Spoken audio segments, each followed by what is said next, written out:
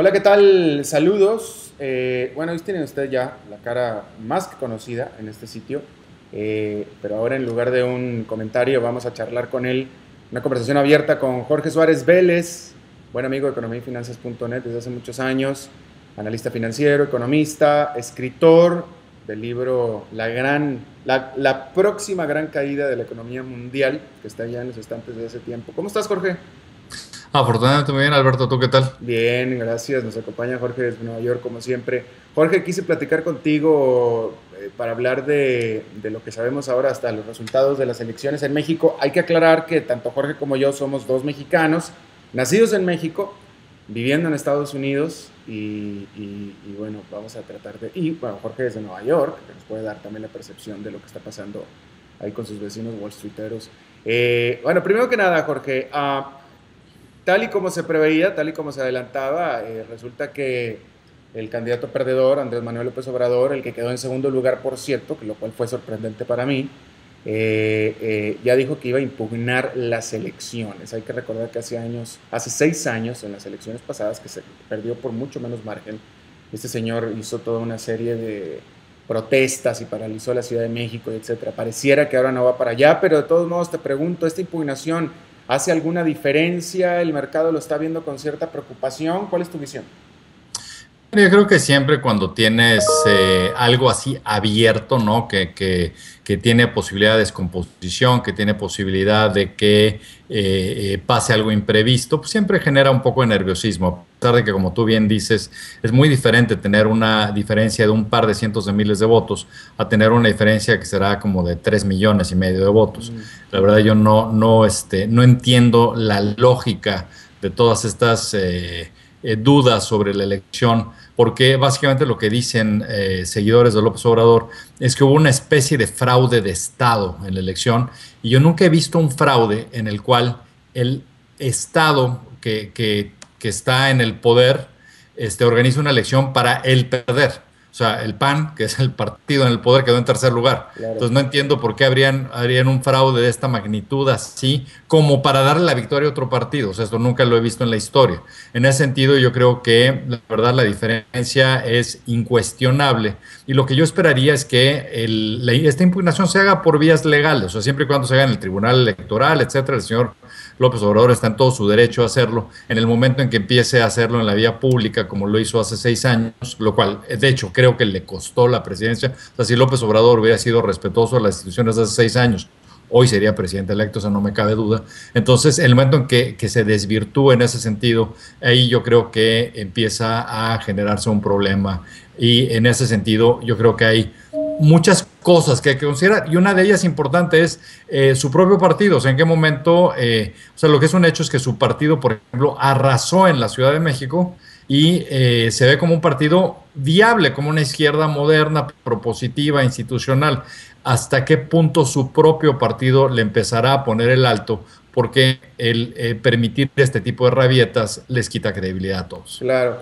Y dime una cosa, Jorge. Yo quiero suponer, tú eres de la Ciudad de México, por lo tanto tienes mucho más contacto pues con la política que se da en el centro del país, en la Ciudad de México.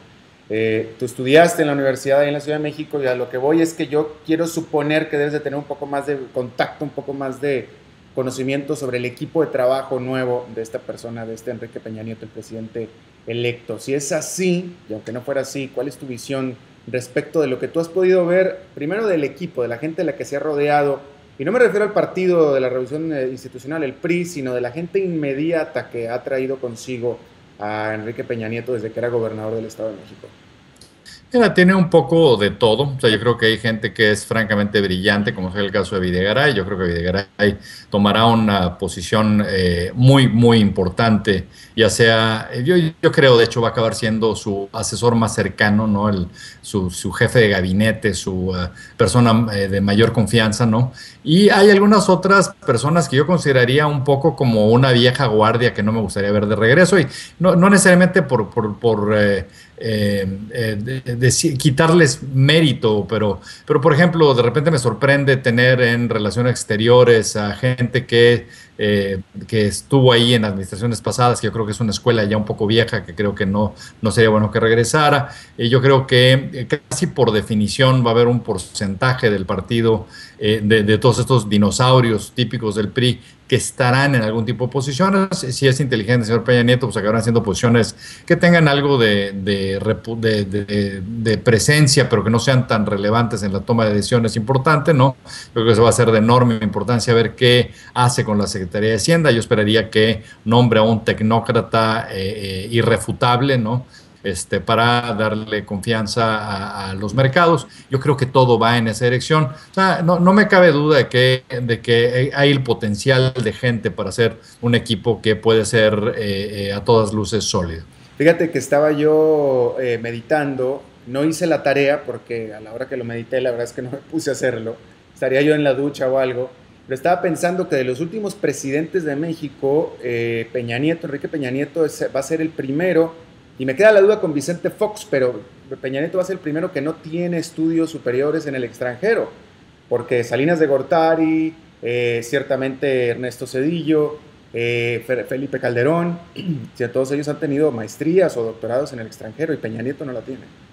Esa es una buena observación, de hecho no la había pensado. Ahora, por ejemplo, Videgaray, su mano derecha, pues si mal no recuerdo, tiene un doctorado de MIT en economía. Así que yo creo que esa escuela, digamos que desde la época de Salinas de Gortari para acá, se generó una tecnocracia muy fuerte. Yo creo que seguirá. Y fíjate que eso es algo importante, Alberto, y creo que vale la pena mencionar. O sea, yo creo que México ha hecho una escuela de tecnócratas muy relevante. El otro día me lo decía un amigo chileno, me decía que había conocido a Agustín Carstens y me decía que había sido un agrado ver a Carstens en una reunión de altos funcionarios de finanzas del continente. O sea, porque es un tipo que tiene un perfil bajo, pero técnicamente muy sólido. Y lo que yo le decía es que, en mi opinión, esto es algo que viene de la época de Miguel Mancera en México. Estoy hablando de la segunda mitad de los 80, donde México pudo tener un banquero central que era ante todo un tipo técnicamente sólido, pero particularmente un tipo muy austero.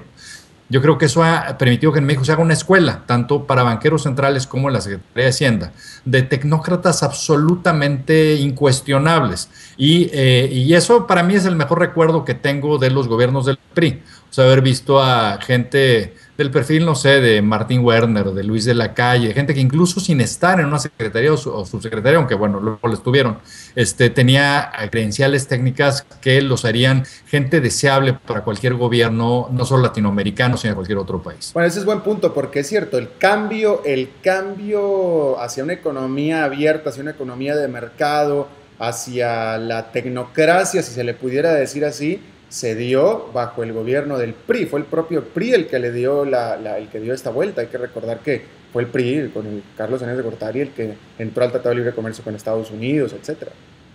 Y de hecho, Alberto, digo, esto da para casi muchas entrevistas por sí solo, pero ves lo que la gente no entiende del PRI, es que el PRI es esta amalgama de muchos pequeños partidos internos que van de todo, desde un aparato de organizaciones populares y sindicales fuertes, hasta un grupo bastante pro mercado y pro empresa, que de hecho en la elección de Carlos Salinas de Gortari, estoy hablando ahí de la prehistoria para muchos de los que verán esta pieza, ¿no?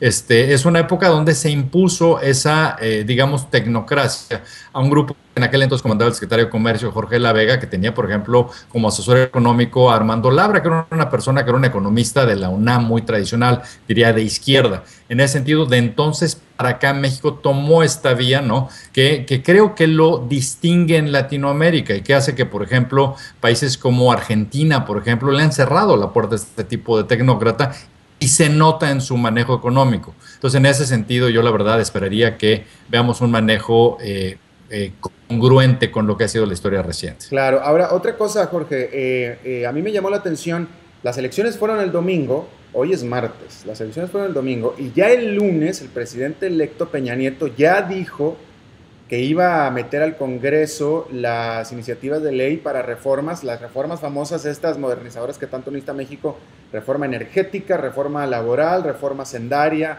y alguna otra más. Esto pareciera que parece ser que la economía es el foco central de esta presidencia próxima. Mira, lo que yo te diría, Alberto, es sí, distanciémonos en un momento de todas estas posiciones que hay un poco dogmáticas de que si PRI, no PRI, dinosaurios o no, PRD, etcétera. Vamos viéndolo con un pragmatismo absoluto. En este momento lo que México necesita es desatorar reformas que llevaban en el tintero durante los últimos 12 años de los gobiernos del PAN.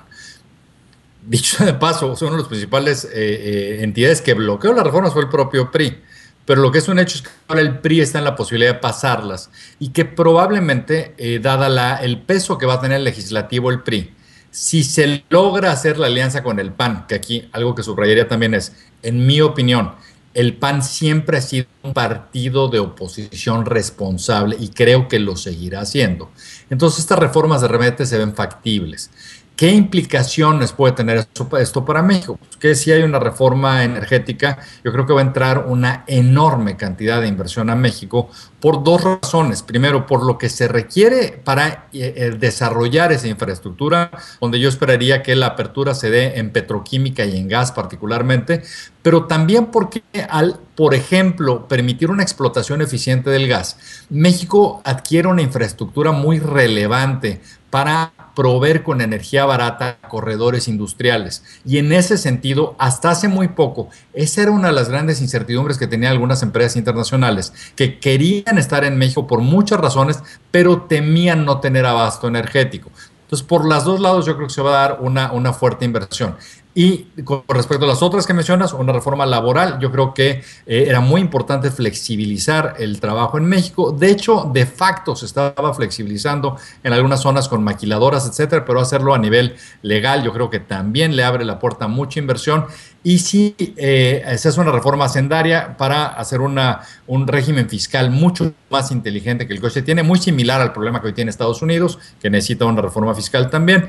Eso yo creo que fortalece mucho a esto. Y entonces el gran tema aquí, Alberto, se vuelve que esto se está alineando con dos cosas que están ocurriendo a nivel internacional, que es uno, la pérdida de competitividad de China, que estamos viendo un franco regreso de capacidad productiva de China a México, y esto hay mucha evidencia empírica para constatarlo.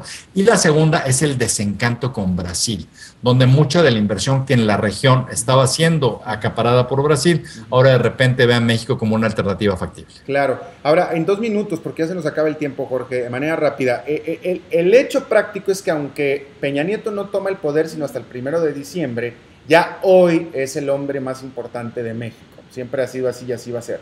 En este sentido, ¿qué tan importante y qué tan clave es este problema comercial que ya se dio entre Argentina y México?